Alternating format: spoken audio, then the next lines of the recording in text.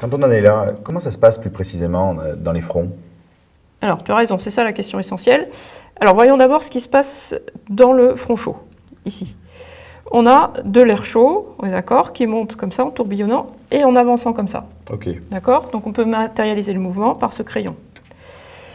L'air chaud, il est plus lourd ou plus léger? Plus léger. Plus léger, d'accord? Donc, qu'est-ce qu'il va faire quand il va rencontrer ici l'air froid? Il va passer au-dessus.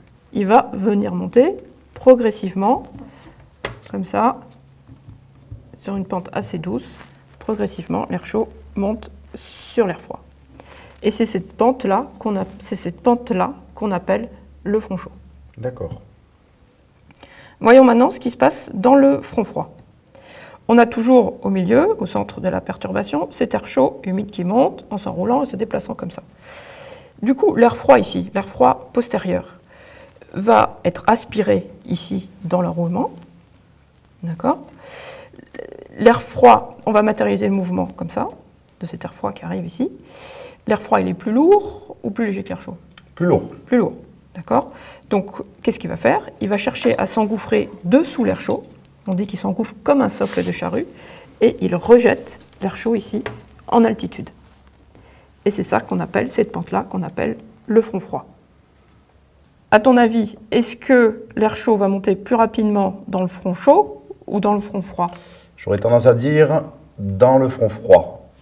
Parce que ça paraît, c'est brutal, c'est un mur qui avance rouge, alors que là on a un mur bleu, alors que là on a une pente qui est douce, donc ça monte doucement. Alors, c'est tout à fait ça.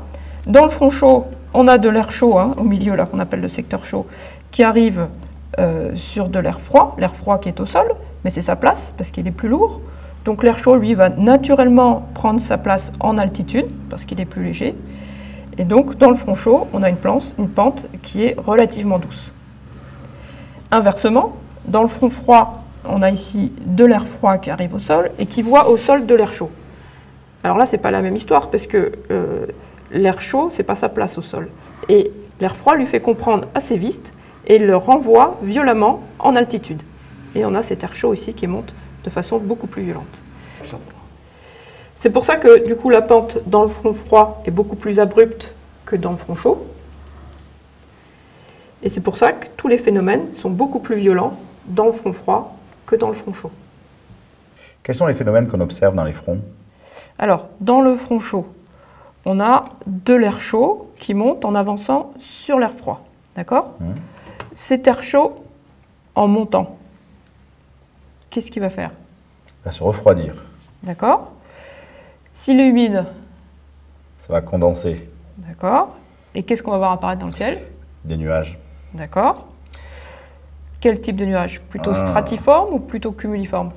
Je dirais stratiforme, parce que la pente est douce. Tout à fait, c'est exactement ça. Donc cet air chaud humide va monter, va se refroidir, et tout le long ici de la pente du front chaud va se succéder la famille des nuages stratiformes jusqu'au plus bas. Alors, dans le front froid, on a de l'air froid qui pousse violemment l'air chaud en altitude. D'accord. Donc cet air chaud, qu'est-ce qu'il va faire en montant? Il refroidit, Voilà. mais de façon violente, Voilà. rapidement. Exactement. Donc là, on va avoir des formes de nuages cumuliformes. Exactement. Donc là, on aura des formes de nuages plutôt cumuliformes, avec des cumulus qui peuvent aller jusqu'en haut, c'est-à-dire des cumulonimbus, D'accord. voire des orages. Donc c'est là le moment le plus dangereux, il se situe à ce moment-là. Et du coup, dans le secteur chaud, quel type de nuage on va avoir? Donc ça devrait être stratéiforme, plutôt bas, de la bruine, de la pluie, le crachin breton, quoi. Exactement, c'est ça, puisqu'on a l'air chaud qui est au sol, d'accord, enfin sur la mer. Donc c'est plutôt des nuages de basse couche, plutôt stratiformes, c'est l'air chaud qui s'élève progressivement. D'accord, donc moi ça me permet de savoir où je suis avec mon bateau, quand je suis dans le front chaud, dans la zone chaude ou dans le front froid. Exactement. C'est très intéressant.